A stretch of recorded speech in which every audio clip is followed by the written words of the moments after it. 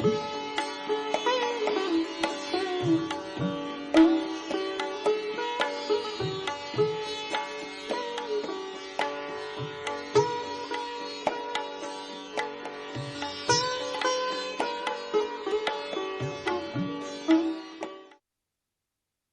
भगवान।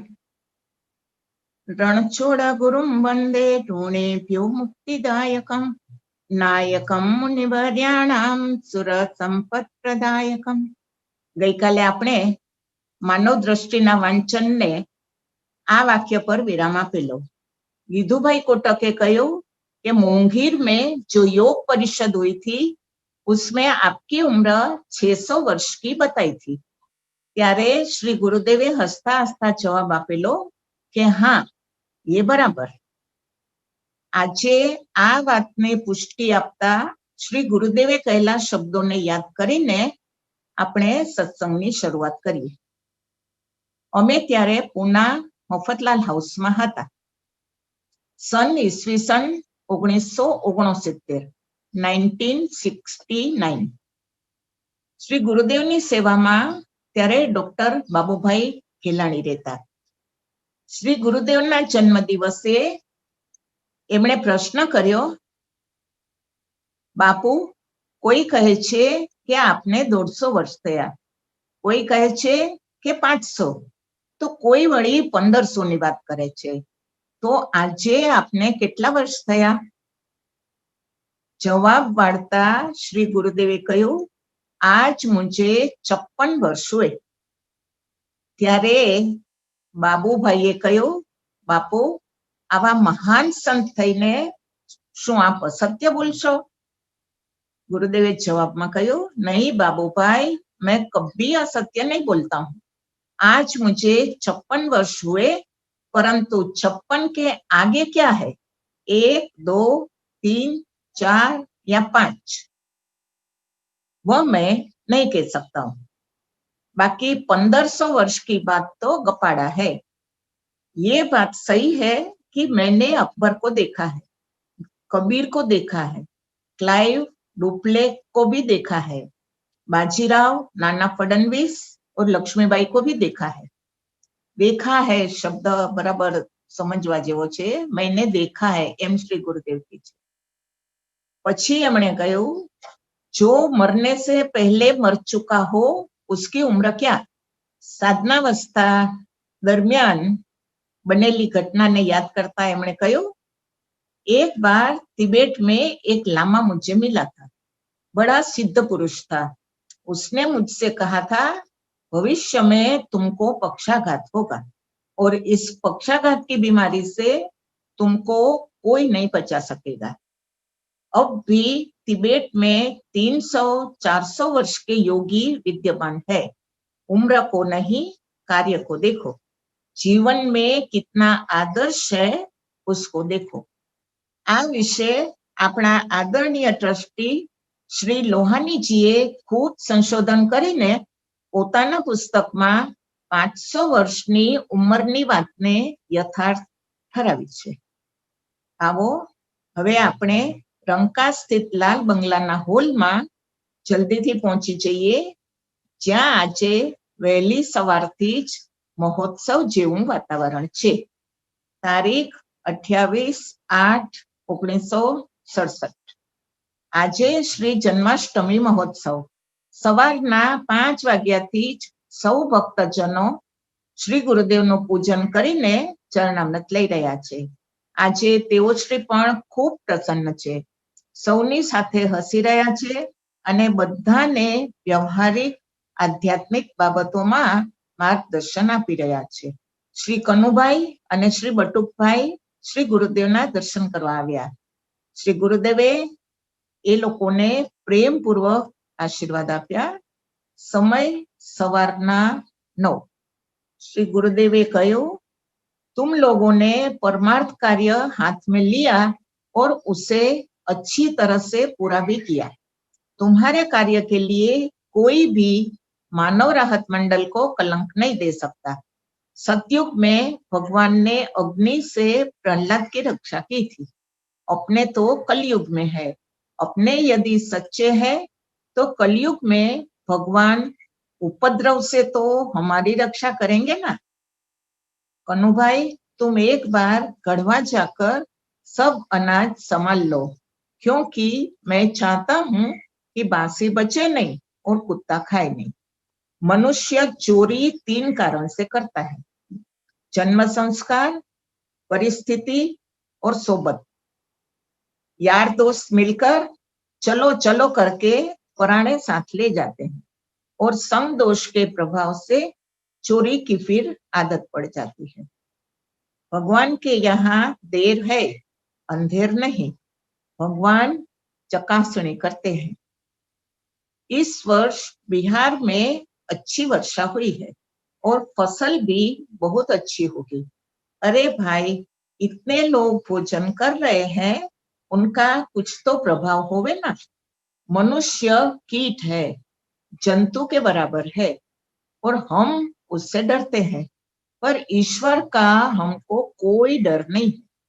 जीवन में इतना संघर्ष आता है कि मनुष्य घबरा जाता है, पर निश्चय करो कि धैर्य और प्रभु कृपा जरूर ही प्रकाश देते हैं।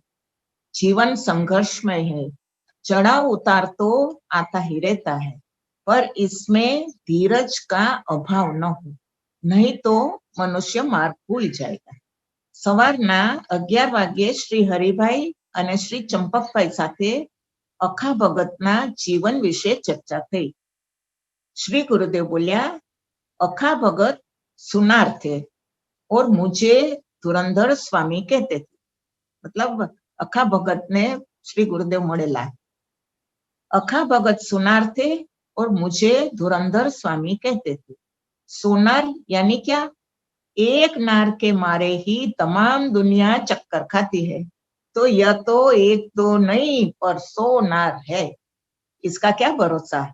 सुनार लोग वेलसेल बगैर नहीं माने हो।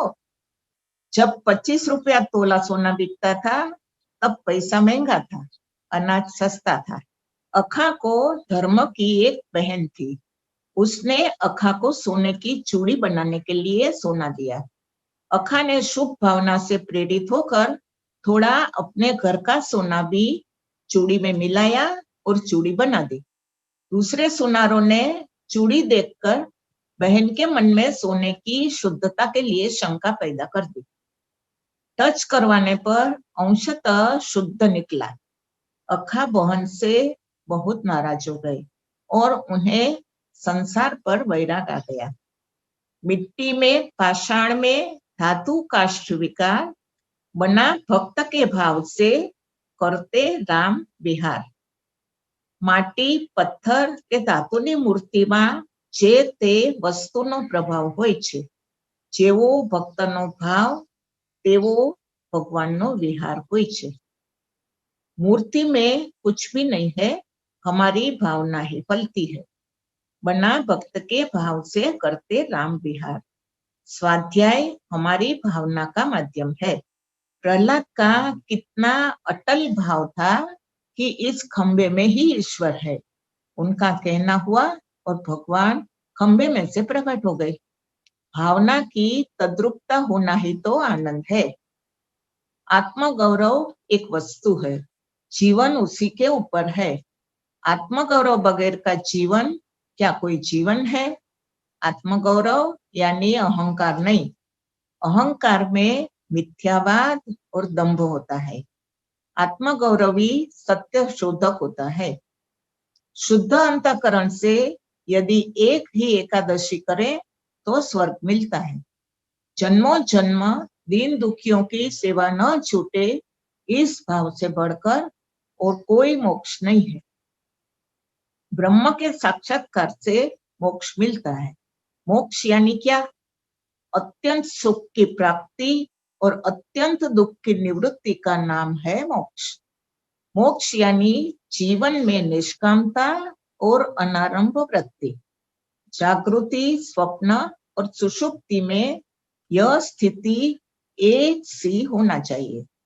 किसी भी कार्य का प्रारंभ हम करें, ऐसी वृत्ति नहीं रखना और उसके परिणाम में हर्ष शोक नहीं करना, इसे अनारंभ वृत्ति कहते हैं। मोक्ष यानी निवृत्ति। अनारंभ निवृत्ति ही तो है ना। सुख दुख वस्तु कुछ भी नहीं, मेरे में कफ के कीटाणु है, सब बिलबिलाते हैं और बड़ा ही आनंद देते हैं। अपने भी तो कभी उस कफ के कीटाणु बने होंगे ना, तो ये तो भाई बदला है, इसमें क्या हर्ष शोक, जीवन वस्तु कुछ भी नहीं। जन्माष्टमी निमित्ते बपोरे शिवा क्लासમાં શ્રી ગીતાજીના 18 અધ્યાયનું પારાયણ થયું। હોલમાં શ્રી માનસજીનો અખંડ પાઠ ચાલુ છે। આજ સાંજે 6 વાગે બહાર કમ્પાઉન્ડમાં બિરાજ્યા। શ્રી ગુરુદેવે કહ્યું, प्रेम पावक दिखे तो सही, पर उसे तापो तो ठंडी न जाए। मैं इसे देखने को गया था। एक गांव में एक पीपल के वृक्ष के नीचे से दो प्रकाश जाते थे और दूसरे पेड़ के पास पहुंचकर दोनों अलग अलग हो जाते थे। एक सीधा जाए और दूसरा मुड़ जाए। मैं उस गांव में गया तो लोगों ने मुझसे कहा कि उस पीपल के पास महाराज नहीं जाना, उधर से भूतों की बारात निकलती है। प्रकाश हर 2-4 महीने में निकलता है। मैं उस गांव में ठहर गया। जब प्रकाश दिखा तो हमने भी अपना कमंडल उठाया और चले प्रकाश की ओर। वहां पहुंचा तो भूत डर गए। मैंने कहा, खड़े रहो। भूत नहीं, पर वे पारधी थे और खरगोश की ले ससलानी तलाश में निकलते थे। प्रकाश दिखाने से खरगोश आकर्षित होता है। 2 जने थे, पीपल के पास से 2 लालटेन लेकर निकलते थे और दूसरे पेड़ के पास जाकर दोनों अलग अलग दिशा में चले जाते थे। हाँ तो भाई, ऐसी थी भूतों की बारात। बिहार आने के पहले मैं अनंतपुर गया था। गुना से निकलने के बाद इतनी ज्यादा तबीयत बिगड़ गई कि मैं मोटर में से उतर गया। धूल की वजह से खांसी इतनी चली कि क्षण को भी विराम नहीं था। मोटर अनंतपुर रवाना कर दी, क्योंकि लड़कियां साथ में थी और लड़कियों को साथ में देखकर लुटेरों का साहस बढ़ता है। अकेले हो तो दूसरी वृत्ति हो जाती है। अनंतपुर लड़कियों को छोड़कर मोटर को वापस आने के लिए कहा। मैं कंबल ओढ़कर पड़ा रहा। जब खांसी चलती है तो मैं औंधा सोता हूँ। रात्रि के 9:30-10 बजे होंगे।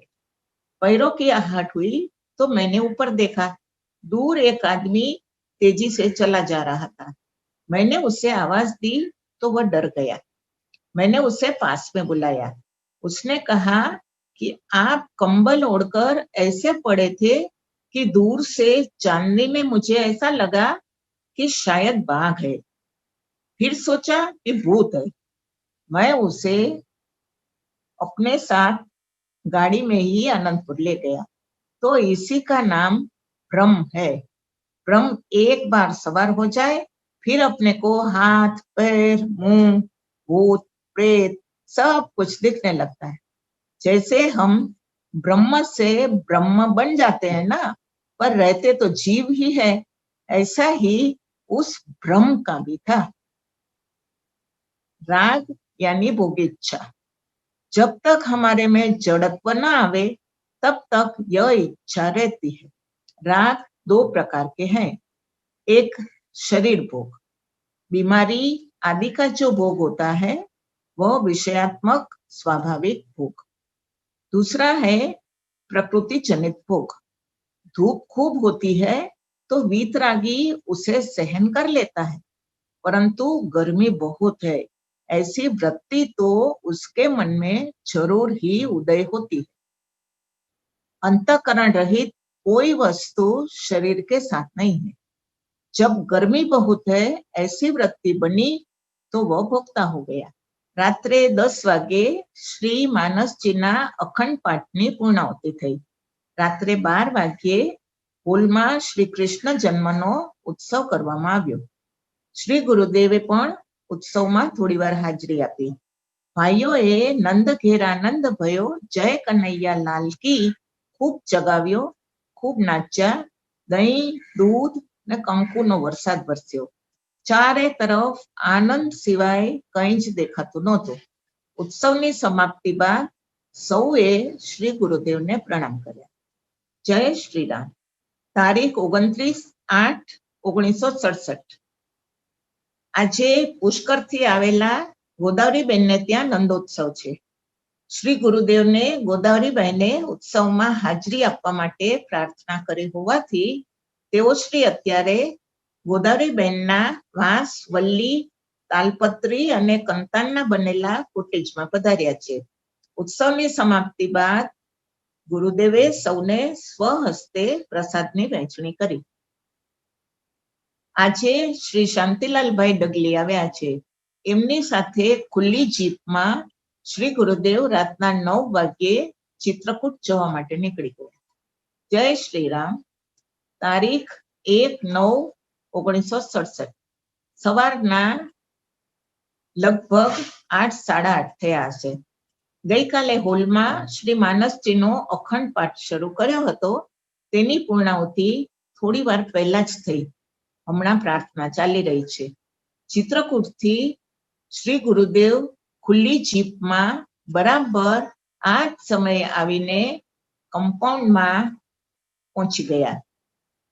સૌ એકદમ આનંદમાં આવી ગયા. વાતાવરણમાં પણ જાણે ચૈતન્ય રેલાઈ રહ્યું.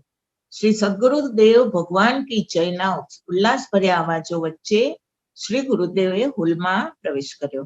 સૌ ઊભા થઈને ભાવપૂર્વક પ્રણામ કરે છે. ગુરુદેવ ખૂબ પ્રસન્ન છે. સ્વાસ્થ્ય એકદમ સારું. સાંજે 5 વાગ્યે ઓરડામાં થોડો વાર્તાલાપ થયો. श्री गुरुदेव કહ્યું, अमावस्या के रोज सोमवार है, कितना अच्छा दिन है. राम बाबा को बुलाकर अमावस्या को विधिवत यज्ञ कराना, लता पत्रों का बढ़िया मंडप बनवाना. एक भक्ते प्रश्न કર્યો, महाराज श्री अकाल नहीं आने का उपाय क्या? ત્યારે ગુરુદેવે જવાબમાં કહ્યું, ये मीटिंग ही मिटा दी जाए तो अकाल कभी नहीं आवे. विचार उत्तम रखो, परमाणु अच्छे बनाओ.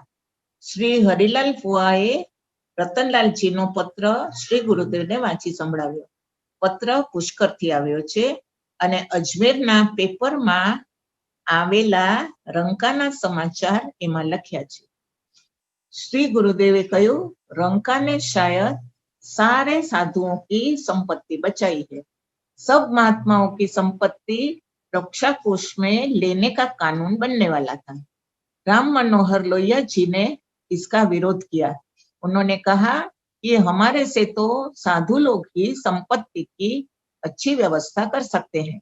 इसका जीवंत उदाहरण देखना हो तो रंका पलामू में बिहार जाकर श्री रणछोड़दास जी महाराज द्वारा संचालित मानव राहत मंडल का अन्न क्षेत्र देखो. अखबार में ये समाचार आए हैं. बिना प्रयत्न ही रंका का इतिहास बनता जा रहा है. रंका ने डंका बजा दिया. बीजा एक भक्ते प्रश्न કર્યો, जांच घर में भर्ती की संख्या धीरे धीरे बढ़ती जा रही है. शुरू में 10 ऑपरेशन रोज के मिलते थे. अब रोज की संख्या 25 तक 30 तक कभी कभी हो जाती है. पहले क्यों कम आते थे? श्री गुरुदेव કહ્યું, हम लोगों ने 2500 ऑपरेशन करने का जो संकल्प किया है उसको सेठ जी पूरा करेंगे या गणेश जी? सुनो, एक गरीब ब्राह्मण था. मंदिर में कथा बांचकर अपना पेट भरता था. गणेश जी एक रोज उस पर प्रसन्न हो गए और रिद्धि सिद्धि को हुक्म दिया कि कल इस ब्राह्मण को 1000 रुपए कथा में चढ़ा आना. एक कंजूस सेठ जी भी कथा सुनने आए थे. उन्होंने गणेश जी की बात सुन ली. रात्रि को ब्राह्मण के घर जाकर सेठ जी ने कहा, लो ये 500 रुपए, कल कथा में जो रुपए चढ़ावे में आवे सो तुम मुझे दे देना. ब्राह्मण तो 500 रुपए देखकर खुश हो गया. दूसरे रोज कथा में थोड़ी परचुरनी आई. सेठ जी बैठकर राह देखते रहे कि अभी कोई आकर 1000 रुपए चढ़ा जाएगा, परंतु कोई नहीं आया. ब्राह्मण ने परचुरन सेठ जी को दे दी. सेठ जी को बहुत ही क्रोध आया. उन्होंने जोर से गणेश जी की मूर्ति के पेट में लात मार दी तो पैर वहीं पे चिटक गया। सेठ जी घबरा गए और गणेश जी की बहुत प्रार्थना की। गणेश जी ने कहा कि 500 तो कल तुमने दे दिए हैं, बाकी के 500 कौन देगा? पहले ब्राह्मण को 500 रुपए दो। सेठ जी ने रुपए घर से मंगवाए और 1000 रुपए पूरे करके फिर छुटकारा पाया।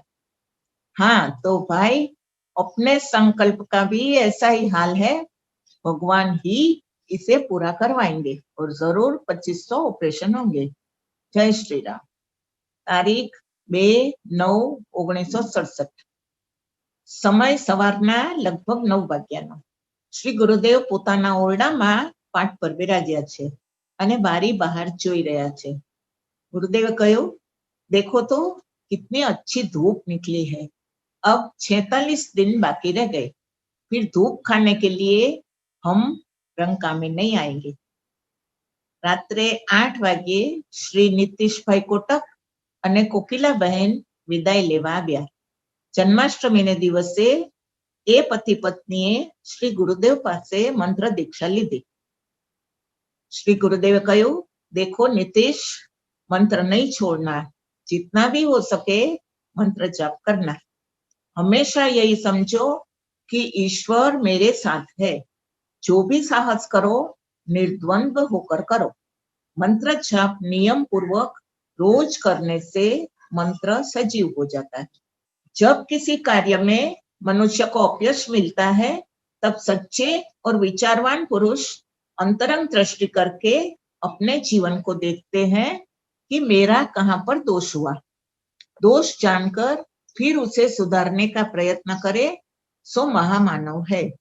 निज दोष दर्शन की दृष्टि से दोष अपने आप दिखने लगेंगे। हमें उन्हें सुधारने का प्रयत्न करना चाहिए। अहम को लेकर मनुष्य अपने दोषों का स्वीकार नहीं करता। अंतरंग वृत्ति यानी अहम का तिरोधान और सूक्ष्म विचार की पुष्टि। बुद्धि, धर्म और विचार ये सत्य साक्षी होते हैं। इसलिए अंतरंग दृष्टि से सत्य का ही उदय होगा ना। सुनो, जीवन में यदि कुछ करना है तो 1000 रुपए वाली पुतली बनना। एक बार अकबर के दरबार में एक कारीगर 3 पुतले लेकर आया। कीमत पूछी गई। कारीगर ने तीनों की कीमत अलग अलग बताई, 10 रुपए, 100 रुपए और 1000 रुपए। अकबर ने पूछा कि वजन, आकार, कद सब कुछ एक सा होने पर भी कीमत में इतना फर्क क्यों? कारीगर ने कहा, इसकी परीक्षा आप लोग करें। सब ने उल्टा पलटा कर देखा, कुछ समझ में नहीं आया। अंत में अकबर ने बीरबल की ओर देखा। बीरबल ने तीनों पुतली के कान में छिद्र देखे। उसने एक सीख लेकर पहली पुतली के कान में डाली तो वह सीधी मुंह से बाहर निकल गई। बीरबल ने उसकी कीमत 10 रुपए बताई। दूसरी पुतली के कान के छिद्र में सीख डालने पर वह दूसरे कान से बाहर निकल गई। उसकी कीमत 100 रुपए बताई। तीसरी पुतली के कान में सीख डालने पर वह सीधी पेट में चली गई। बीरबल ने उसकी कीमत 1000 रुपए बताई। हम लोगों के लिए यह महान विचार है, उत्तम दृष्टांत है। कोई भी बात सुनकर उसे मुंह से निकाल दोगे, सबसे कहते फिरोगे तो तुम्हारा कोई महत्व नहीं रहेगा। तुम 10 रुपए वाली पुतली बन के रह जाओ। अब दूसरी पुतली का रहस्य भी समझे। निंदा कुचली जैसी बातों को एक कान से सुनकर दूसरे कान से निकाल देने पर हमारा हानि लाभ कुछ भी नहीं होता है। ये जो दूसरी पुतली है, इसलिए उसकी 100 रुपया कीमत। और तीसरी पुतली का महत्व भी समझो। जो बात सुनकर उसे पचा जाओगे तो न क्रोध आएगा, न कोई विचार ही आएगा। लोग तुम्हारी इज्जत करेंगे, 1000 रुपए तुम्हारी कीमत करेंगे। अनुकूलता और प्रतिकूलता ही सुख और दुख है। जितनी प्रतिकूलता हो उतना दुख। और जगत में प्रतिकूल तो होता ही है। मन को विक्षिप्त कर देने वाली बातों को सुनकर चित्त में संघर्ष होने लगता है। अनुकूलता और प्रतिकूलता का संघर्ष न हो तो जगत ही नहीं। जगत संघर्षमय है बात छोटी पर बहुत मोटी है। तारीख 3/9/1967। આજે સવારના 5:30 વાગે શ્રી માનસજીના અખંડ પાઠનો પ્રારંભ થયો. શ્રી ગુરુદેવે આરતીમાં હાજરી આપી. સાંજે 5 વાગે પંજાબ નેશનલ બેંકના મેનેજર અને બંગાળી ભક્તો દર્શન કરવા માટે આવ્યા ને બંગાળની પરિસ્થિતિ અને રાજનીતિ વિશે શ્રી गुरुदेव સાથે ચર્ચા કરી. श्री गुरुदेवे કહ્યું, बंगाल में सिर्फ अनाज का अभाव नहीं है, बड़े बड़े राजनीतिज्ञ इसमें पड़े हुए हैं। परिस्थिति बड़ी गंभीर है। भूखमरी नहीं है, परंतु अनाज के भाव बहुत बढ़ गए हैं। इसका मूल संग्रहखोरी में है। हमारे में बुद्धि का टोटा है या हमारी समझ कम है, जिससे हमें इन लोगों का सिद्धांत समझ में नहीं आता। ये लोग कहते हैं कि जवान को मत खिलाओ, साधु की बुद्धि मोटी होती है, वह कभी सूक्ष्म में प्रवेश नहीं करती। युवा पुरुषों को काम न हो, पास में पैसे या अनाज न हो तो 2 महीने में क्या वह कमजोर नहीं हो जाएगा? इससे तो और नुकसान ही होगा। हम बूढ़े हैं, हमें अनाज खिलाकर क्या फायदा? हम कल ही मर जाने वाले हैं। जवान को खाना क्यों नहीं देना, ये बात मेरी समझ में नहीं आती। स्त्री, बालक, वृद्ध, युवा सबको भूख की पीड़ा एक सी होती है। जिस तरह नींद का सुख सबको एक सा होता है, उसी तरह भोजन की तृप्ति भी सबको एक सी होती है। लूट से अराजकता बढ़ती है और विचारों में परिवर्तन न आवे तब तक अराजकता मिट नहीं सकती। इतनी क्रांतियां हो चुकी, इसमें गरीबों को क्या मिला? उन्हीं की सहाय से सब कुछ होता है और वे लोग ही वहीं रह जाते हैं। ऐसा कैंप लगाना मैं बुरा समझता हूँ। यह कैंप कोई खुशी का कैंप नहीं है। मैं अहिंसा का पक्का पुजारी हूँ, पर एक हिंसावादी यदि हिंसा करता है तो ज्यादा हत्या न हो, इसलिए उस हिंसावादी को मारना हमारा धर्म हो जाता है, ऐसा मैं मानता हूँ। युवक को कभी निर्बल नहीं बनना चाहिए। एक डाकू आकर तुम्हारी माँ बहनों को परेशान करे और दागीना, पैसा आदि ले जाना चाहे तो उस वक्त क्या तुम कह सकोगे कि अहिंसा परमो धर्म है? हम सिंह को क्यों मारते हैं? हिंसा को रोकने के लिए ही ना। क्या रावण का वध करके भगवान राम को राज्य लेना था? क्या भगवान श्री कृष्ण कंस को मारकर राज्य लेना चाहते थे? हिंसा को रोकने के लिए हिंसा करना धर्म है। हमने जो निश्चय किया है वह बराबर है, ऐसा हम मानते हैं, परंतु दूसरा ठीक नहीं कहता, ऐसा कहने का हमको कोई अधिकार नहीं। मैनेजर ने प्रश्न किया, बंगाल की अराजकता के लिए विनोबाजी वहीं रहते हुए भी क्यों मौन धारण किए हैं? श्री गुरुदेव ने कहा, ईश्वरी संकेत को समझकर विनोबाजी बंगाल में आकर मौन हो गए हो, ऐसा भी तो हो सकता है। मेरे एक योगी मित्र रानीखेत में रहते हैं, तिब्बती है, रामपा नाम है उनका। मैंने उनसे पूछा कि आपके रहते हुए भी तिब्बत का पतन हुआ? तो वे रो दिए, बोले कि यह ईश्वरी संकेत है, इसमें कुछ नहीं हो सकता। मैनेजर ने कहा, बाबा, भारत भूमि सुजलाम सुफलाम है, फिर भी आज हम अन्न के लिए तरस रहे हैं, हमारा इतना पतन क्यों हुआ? जवाब में श्री गुरुदेव ने कहा, एक शब्द है जिसको हम धर्म कहते हैं, इसमें से हमारा भय उठ गया। धर्म का अर्थ होता है अधोगति की ओर जाने से हमें रोकने वाली क्रिया। मनुष्य सुख चाहता है, चाहे वह इलौकिक हो चाहे पारलौकिक। हमें शिक्षण में ऐसे उपदेश मिलने लगे कि धर्म जैसी कोई वस्तु नहीं और उससे सुख नहीं मिलता। हम कर्तव्य परायणता से च्युत हो गए। ईश्वर को हमने देखा नहीं है। ईश्वर है या नहीं, यह वस्तु तर्क पर आधारित है। ईश्वर के भय द्वारा हम सच्चरित्र बनते थे, वह भय अब रह नहीं गया। मनुष्य स्वच्छंदी हो गया है। इसका जो परिणाम आने वाला था सो अब आया है।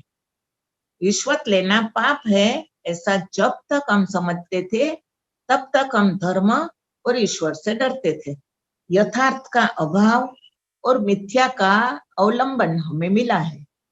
मनुष्य पैसे के लिए क्यों इतने लालायित है? सब पैसे चाहते हैं। द्रव्य से क्या होता है? हम चाहते हैं कि समाज में आराम से अपना जीवन गुजरे। पैसा इसका साधन है। जरूरियातें इसके जरिए पूरी हो सकती।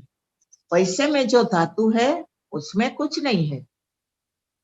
हमने उसमें अध्यारोप किया है, उसे सुख का साधन बनाया है। हमको यह बात यदि ठीक से समझ जाओ कि पैसा ही जीवन नहीं है, पैसा तो समाज में सुचारू रूप से जीवन यापन करने का साधन मात्र है, माध्यम मात्र है, तो संग्रह नहीं हो। मैनेजर ने फिर प्रश्न किया, लेकिन बाबा आजकल लोगों के मध्य में ये बात जम गई है कि पैसे वालों की ही समाज में इज्जत होती है। जिसके पास ज्यादा पैसा होगा वह उतना ही बड़ा माना जाएगा। आजकल लोग उल्टा सोचने लग गए हैं। जितना मान समाज में पैसे वालों को मिलता है उतना साधारण व्यक्ति को नहीं मिलता। इसको कैसे मिटाना? श्री गुरुदेव ने सम्मति सूचक हामी भरते हुए कहा, हाँ, ये वस्तु जो आप कहते हैं सो यथार्थ है। जो यह भ्रम हटाने का प्रयत्न करता है वह खुद ही पैसे का संग्रह करता है। पैसे, घर, जमीन, सब कुछ आप हिस्सा पूर्वक बांट देंगे, परंतु बुद्धि का आप बंटवारा नहीं कर सकते हैं। बुद्धि निर्माता है और वही राज्य करती है। समानता कभी निभ ही नहीं सकती, विषमता तो हमेशा ही रहेगी। हमको जितना पोषण चाहिए उतना ही हम संग्रह करें, ऐसी वृत्ति जब तक न बने तब तक कुछ भी होने वाला नहीं। देश का एक अंग कोष है। कोष माने द्रव्य, सोना आदि। देश के पास यदि कोष नहीं तो वह भिखारी है। देश का पैसा बर्बाद न करो, परंतु पैसे वाले जैसा देश को बनाने का प्रयत्न करो। स्वतः पैसा वाला बनना छोड़ो और गरीबों को ऊंचा उठाओ, परिग्रह छोड़ो। आदिवासियों को सब तरह की शिक्षा देकर ऊंचा उठाने का प्रयत्न करो। पैसे वालों का जीवन देखिए, वे लोग कितना उपभोग करते हैं। अरे खा भी नहीं सकते हैं, केवल अहम को लेकर मर रहे हैं। छोटे आदमियों को ऊंचा उठाकर फिर उनसे लाभ लो। एक आदिवासी जब हमारे जैसा ही सुखी हो जाए तब संतोष की सांस लो। टाटा बिरला जैसे लोगों को चाहिए कि वे लोग दूसरे टाटा बिरला तैयार करें, न कि खुद भी साधारण बन जाए। दूसरों के ऊपर अत्याचार करने से समाज नष्ट हो जाएगा। वस्त्र, आवास, अक्षर ज्ञान, औषधि और चिकित्सा, इनमें समानता होना चाहिए। वेद के बाद उपनिषद और उसके बाद में दर्शन काल आया। कालों को देखने से ऐसा मालूम पड़ता है कि समानता को हम विपरीतता में ले गए और उससे फिर हमारे स्वार्थ की सिद्धि करने लगे। हमारे यहाँ दैवी संपत्ति के 26 लक्षणों में एक लक्षण दया है। सुनिए, रास्ते से सभी लोग जा रहे हैं, एक बालक पड़ा रो रहा है। सभी अपने अपने स्वार्थ को लेकर वहां से निकल जाएंगे, परंतु दयालु पुरुष जब उसको देखेगा तब उसे उठाकर अपने घर ले जाएगा। खुद के लड़के को देखकर दुखी होवे उतना वह उसे देखकर दुखी होगा। और उसे जिंदा रखने के लिए प्रयत्नशील बनेगा। इसका नाम दया और समानता है। मुझसे कहा गया कि तुम इनके साथ बैठकर भोजन क्यों नहीं करते हो? साथ में भोजन करने से प्रेम बढ़ता है, विचारों में एकत्व आता है। यदि ऐसा हो तो मैं पूछता हूँ कि एक ही माँ के पयोधर पीने वाले दो भाइयों में विषमता है, सो क्यों? साथ में खाने पीने से विषमता मिटती हो तो ऐसा नहीं होना चाहिए। आत्मीयता पूर्वक सबको अपना ही कुटुंब समझो।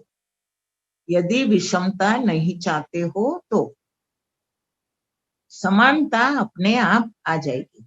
यहाँ पर कैंप के अस्पताल में एक मुसलमान को देखकर मुझसे पूछा गया कि महाराज, आपकी कौन सी जाति है? आप मुसलमान को क्यों कैंप में रखते हैं?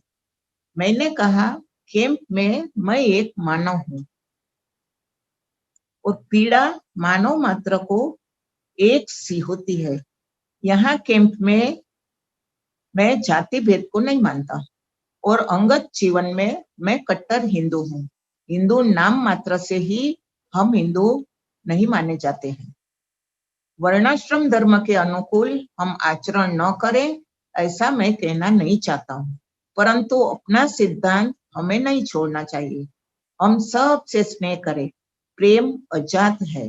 प्रेम का कोई अवयव जाति शरीर नहीं होता है। जाति संबंध तो शरीर के साथ में है। मैं स्वप्न में भी अब्राह्मण बनना नहीं चाहता, पर प्रेम तो अवर्ण है। स्नेह सबसे करना चाहिए। तुम्हारे वर्णाश्रम धर्म से हमें कोई शिकायत नहीं है। हमें शिकायत तुम्हारी मानवता से है। मानवता का अर्थ यह नहीं कि हम समानता समानता चिल्लाते रहे और पास में ही एक अन्य वर्ण का आदमी दुखी खड़ा हो। एक बार हम जामनगर गए थे। रास्ते में रिक्शा से टकराकर एक आदमी गिर गया। उसे चोट आई और वह बेहोश हो गया।